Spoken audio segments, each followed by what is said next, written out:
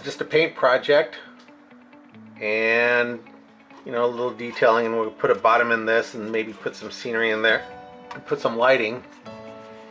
But it's a pretty nice little piece, and again, it just needs detailing. I'm really kind of happy with the whole thing.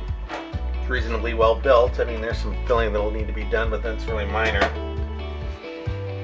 Now this one, I also like this. I mean, this clearly needs paint, but I like the way the barn was done. I'm not going to do anything with that really. Maybe give it a black wash so that the battens are filled, and then put a bottom in it, and then maybe put some bays for hayloft or horses. Maybe scrounge something up at the club and find a horse, or go down to the hobby shop and buy one. And then, yeah, this building's just tired. You know, it's all yellowed and all that, so we'll mask it up. Looks like the guy hand painted the roof, and I don't mind the texturing. It doesn't bother me at all, but the color's wrong. So we'll have to change the color on this, and then we'll paint the bricks, put in a sign, mount our roof.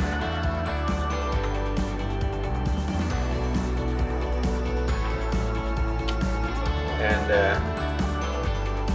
you know, this has some detail that could probably be washed in, so that's next on the plate.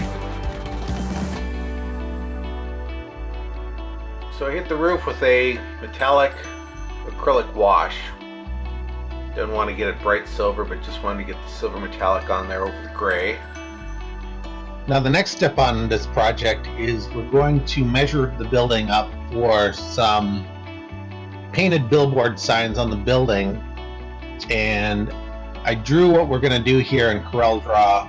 It's an easy program to use. I've been using it for years, and there are more sophisticated programs, but this one's just easy. So I whipped this thing up real quick, and then in order to get white printed without using an Alps printer, I use tracing paper.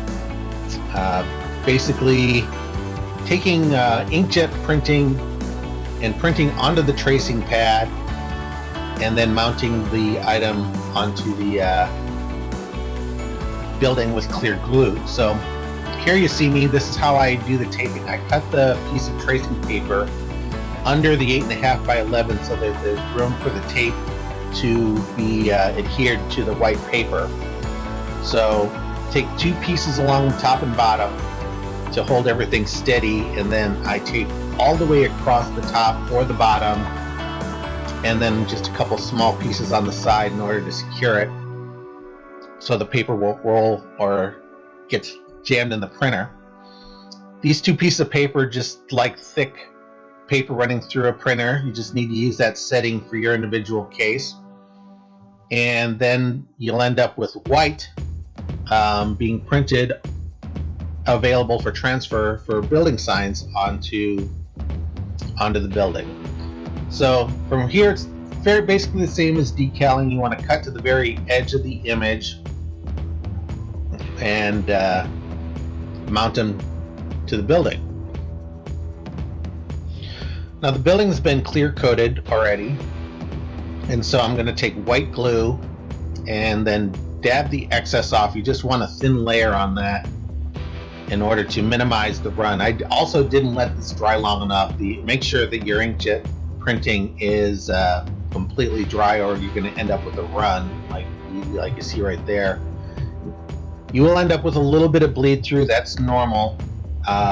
You know, like I say, if you let the inkjet printing dry long enough, dry hard, you'll get less bleed through, but you'll see that the clear glue adheres the image to the building, and you end up with white that you can only get with a decal Alps printer. And then the final step in this process is to take another layer of glue on top and clear coat the whole thing so that it's protected, and you have a cheap way to do printed signs on the brick. And the paper being so thin, it also captures the texture of the brick so that it looks even more like it's painted onto the surface. Use this process for all kinds of billboard signs. Okay, so I'm here at an intermediate step. I'm putting right here these plastic pieces on. I was going to make this wood, but then if somebody wanted to make this railroad, I suppose it'd make more sense in concrete. The thing I'm struggling with right now is that this gray looks a lot like the roof, and so I'm almost considering painting this brown.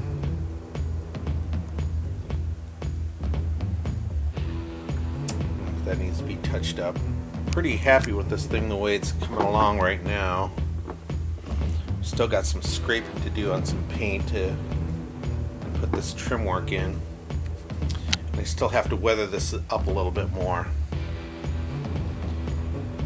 Probably also going to leave the window mullions green, but I'm going to paint the doors white. Because I think that if I make the mullions white, it's going to be too much white on the building. And the story can be that the guys replaced the windows at some point and left the old doors. And I think that'll tell a story in and of itself. But here we are.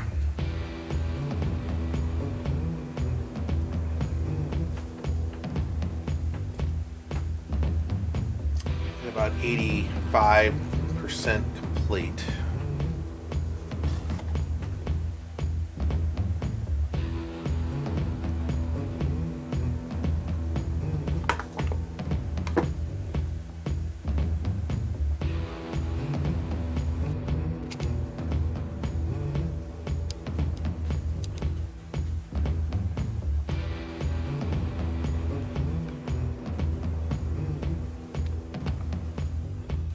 Kind of missing something right there. Not gonna put another sign up there, but it sort of feels empty.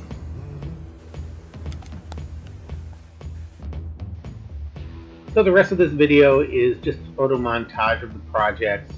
The barn and the little industrial building are on eBay right now, so these are the eBay photos. And after the outro, there was another building that I painted some time ago that I put the photos on, and then the eBay photos of the Purina building are behind that. So if you don't want to watch that, you can just skip over the rest of the video after the outro. In any event, hope you enjoyed the video, and we're going to start a big long series on scratch building in the next one. So we'll see you then, and in the meantime, have a great week.